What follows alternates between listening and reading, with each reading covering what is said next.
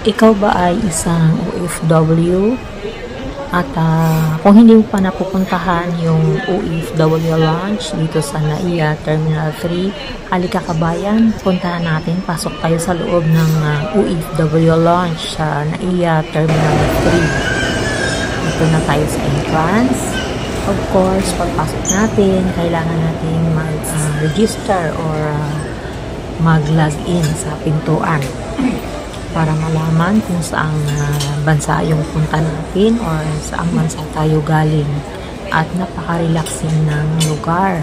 At lahat ng OFW ay pwedeng mag-relax dito. At syempre pagpasok natin, makikita natin yung mga pagkain na naka-display na sa area. Meron silang pandesal. Meron ding pandesal obe. Of course, merong lugaw, syempre. At saka meron ding pansit. Yan, paborito ng mga Pinoy. At meron ding siupaw. Yan, miss na natin yan. At no worries dito pagpasok natin sa loob. Kasi dito, makikita natin yung flight schedules natin. Kaya, hindi ka kakabahan na baka maiwan ka na ng flight mo. Yan, pwede kang mag-relax dito. No worries din kasi merong charging area sa loob. Ayan, kaya napakadaming kababayan natin, tulad nating OFW, yung nag-relax. Of course, nandito na tayo sa Unli Drinks. Of course, dito na rin tayo sa Unli Coffee. Pwede kang uminom ng coffee as much as you can. Basta marunong kang pindot ng machine. Yan, umikot tayo one more time. At pipili tayo ng ating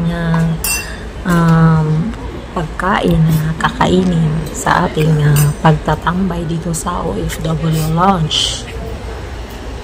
Yan, lahat ng OFW po ay welcome dito. Mag-relax, maghintay ng flights or maghintay ng yung iba nagpapaumaga na po bago sila umuwi sa kanilang mga probinsya. So, napaka-convenient ng lugar na ito para sa ating mga OFW. Of course, nandito na yung pagkain ko. Yung aking nakuha ay pansit. Tapos meron akong pandesal obe. At saka meron akong siomai. Yan, another batch ng pagkain na aking nakuha. May lugaw. May pansit ulit. At saka pandesal. At saka, kung gusto nyo pumasok dito pala sa loob, kailangan meron kang jacket at napakalamig dito sa loob. Yung pwesto ko is super lamig, kaya naglipat ako ng ibang mauupuan. Yan, another lugaw. Habang nagtatambay kasi dito, mga kababayan, pwede tayong kumain.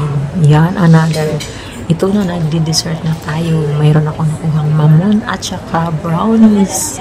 Of course, partner ay coffee. Kaya kabayan, welcome here sa OFW Lounge.